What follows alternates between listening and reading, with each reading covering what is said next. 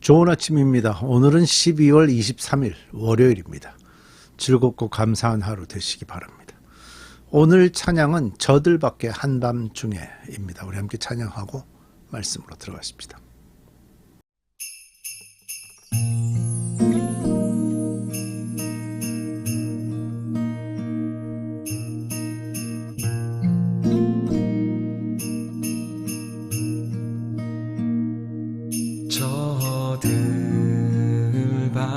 저들밖에 한밤중에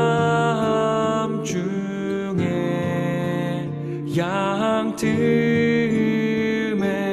자던 목자들 전사들이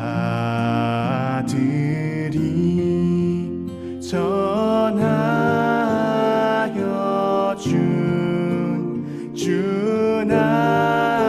준하신 소식 들었네. 저 동방에 별 하나가 이상한 빛을 비추어 이 땅 위에 그 영광이 나타날 징조 보였네. 노엘 노엘 노엘 노엘 이스라엘 왕이 나셨네. 노엘 노엘 노엘 노엘 이스라엘 왕이 나셨네. 저 동방에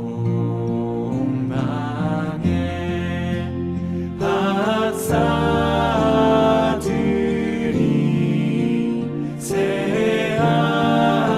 새아기 보고 절하고 그 보배함 다 열어서 세 가지 예물 드렸네. 노엘 노엘 노엘 노엘 이스라엘 왕이 나셨네. 노엘 노엘 노엘 노엘 이스라엘 왕이 나셨네. 노엘 노엘 노엘 노엘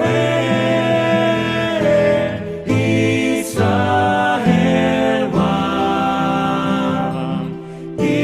이스라엘 왕 이스라엘 왕이 나셨네.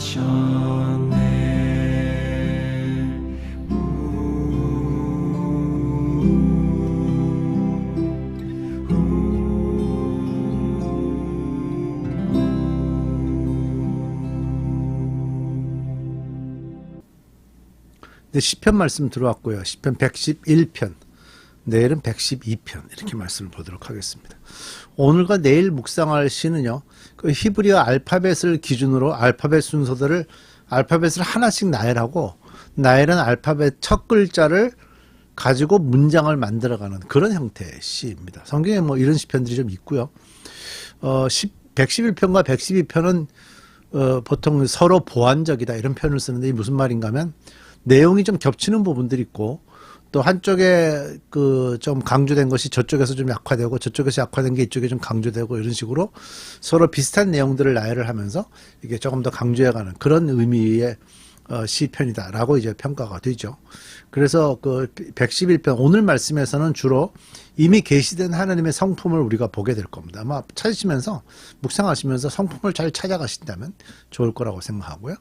그 다음에 112편 내일 보게 될 말씀은 이런 하나님의 성품을 우리가 어떻게 닮아갈 것인가 그런 의미를 가지고 말씀하고 있습니다. 그래서 어떤 해석가는 그 110 오늘 말씀을 기초로 해서 내일 말씀 112편이 다시 쓰여졌다라고 해석하는 뭐 그런 사람들도 있다고 합니다.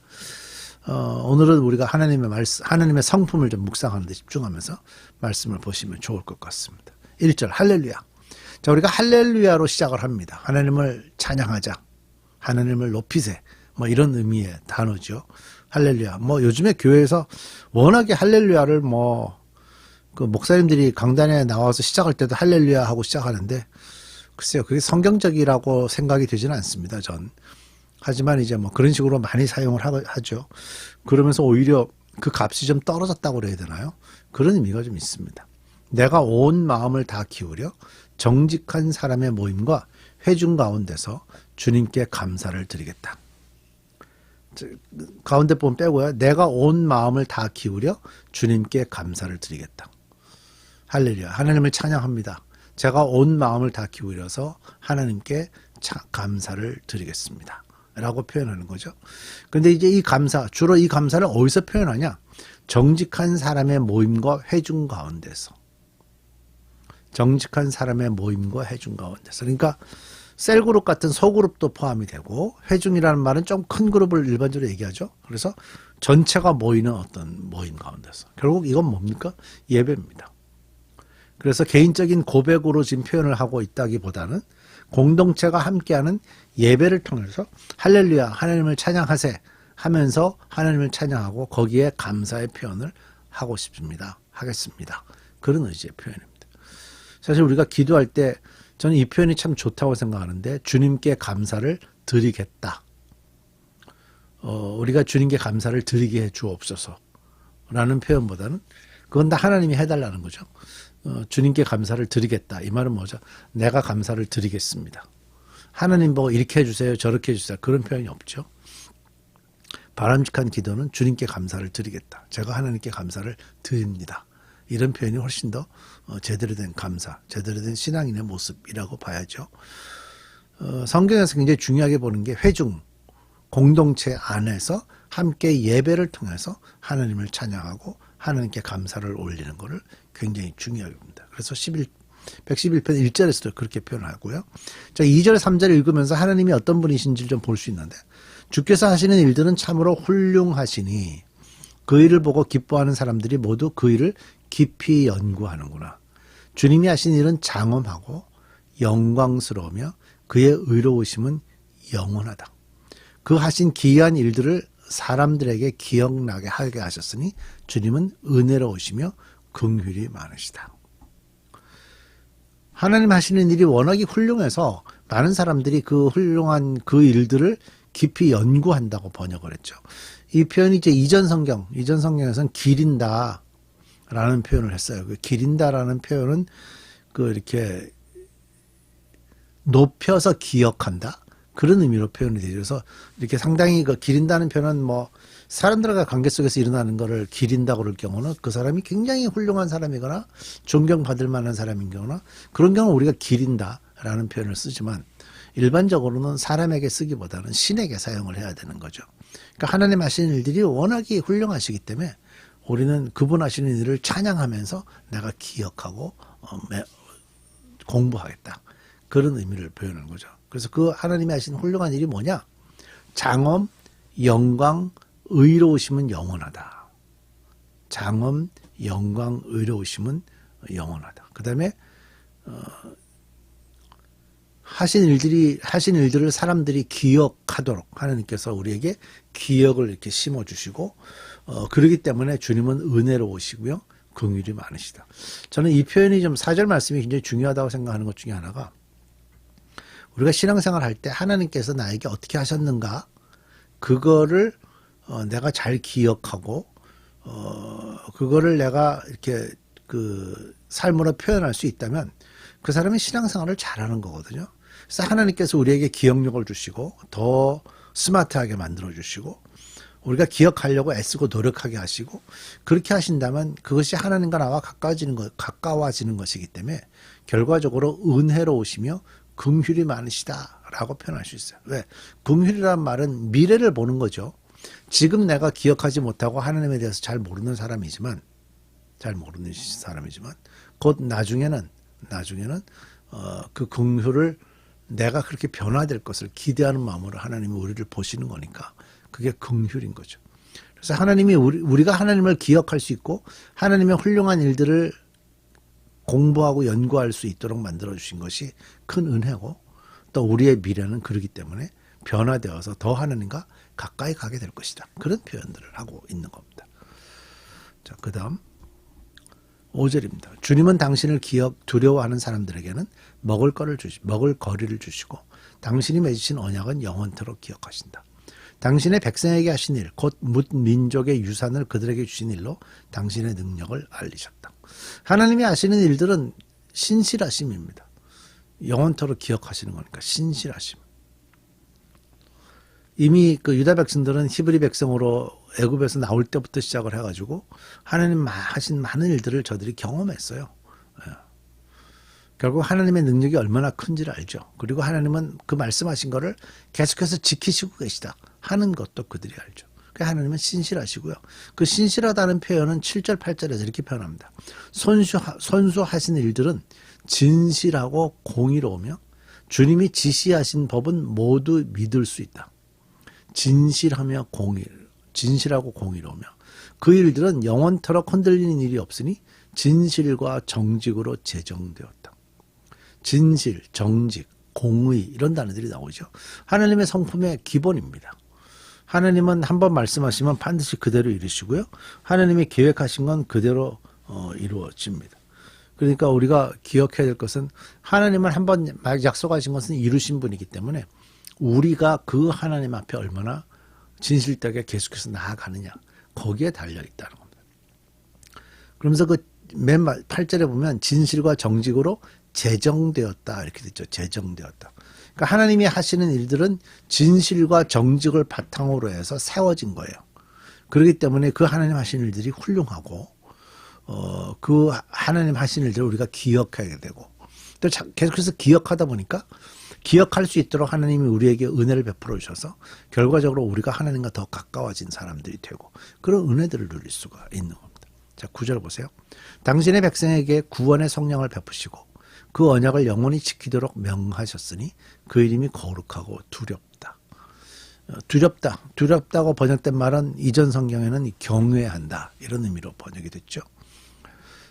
저는 하나님을 대하는 가장 좋은 태도가요, 경외, 두려워하는 태도로 하나님께 나가는 거라고 생각해요. 하나님이 너무 크시기 때문에 정말 크신 분이기 때문에 우리가 두려워하는 마음으로 그 앞에 가야 합니다. 하나님이 나에게 가깝게 지내는 정말 친정 아버지처럼 그렇게 가까운 거 좋은데요. 그러나 가깝다는 것이 무시하거나 또는 낮게 취하거나 그래서는 안 됩니다. 최고로 높여야 합니다. 그것이 이제 그 이름이 거룩하고 두렵다. 왜냐하면 사람에게는 거룩이 없거든요. 사람은 노력해서 거룩을 얻을 수 있는 게 아니에요. 하나님께서 우리에게 거룩이라는 옷을 입혀주셨기 때문이지 우리가 노력해서 거룩을 얻을 수 있는 거 아니죠. 그래서 그 이름이 거룩하고 두렵다. 이 표현을 우리가 마음속에 많이 새기고 우리가 그런 마음으로 하나님께 나가는 게 굉장히 중요하다고 보고요. 10절 주님을 경외하는 것이 지혜의 근본이다. 우리 잘 아는 말씀이죠. 예. 여호와를 경외하는 것부터 세상의 모든 지혜는 시작이 됩니다. 이것을 실천하는 사람은 바른 깨달음을 얻으니 영원토록 주님을 찬양할 일이다. 우리 기도하십시다. 하나님 하신 일은 훌륭합니다. 놀랍습니다. 그래서 우리가 하나님을 알기를 우리의 지식의 기본으로 삼게 하시고 하나님을 알고 배우고 연구하고 경험하며 체험하며 살아가기를 도록 하나님 인도해 주옵소서. 예수님의 이름으로 기도드립니다.